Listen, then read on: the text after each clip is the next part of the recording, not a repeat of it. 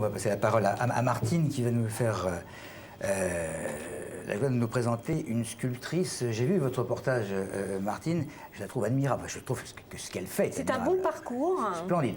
Elle est autodidacte, hein, comme elle va nous le dire dans ce reportage, puisqu'on va vous proposer de voir un petit peu son travail et d'écouter un peu son parcours, qui est quand même intéressant et que l'on retrouve vraiment dans son travail, hein, dans sa manière d'appréhender l'espace, les formes, etc.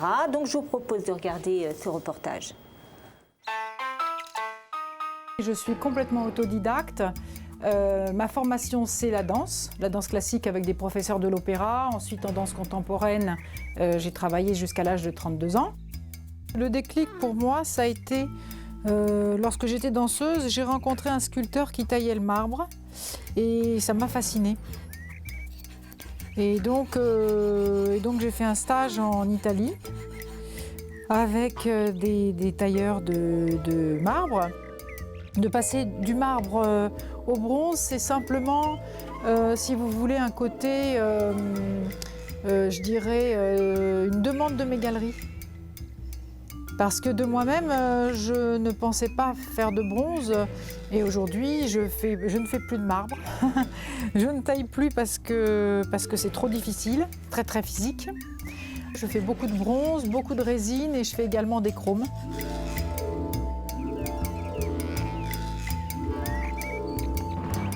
Le thème, c'est d'abord les femmes, parce que c'est ce que je connais le mieux.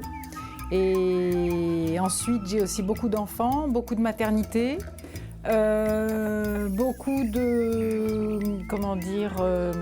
c'est tout ce qui a trait, qui tourne autour de la femme. Dans mon travail quotidien, j'ai constamment, si vous voulez, d'une année à l'autre, des thèmes.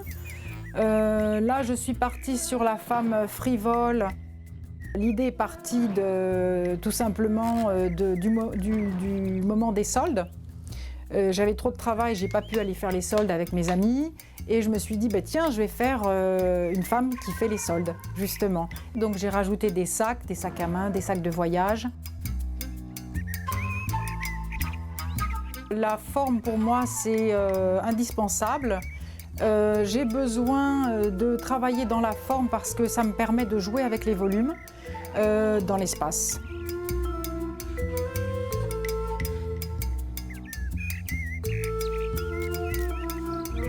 C'est de faire des pièces qui sont toujours dans le mouvement. C'est mon cheval de bataille, l'équilibre, le déséquilibre. Maintenant, avec du recul, je me rends compte que j'ai essayé de retranscrire dans la matière ce que je ressentais en étant danseuse. Et ça fait plus de 20 ans.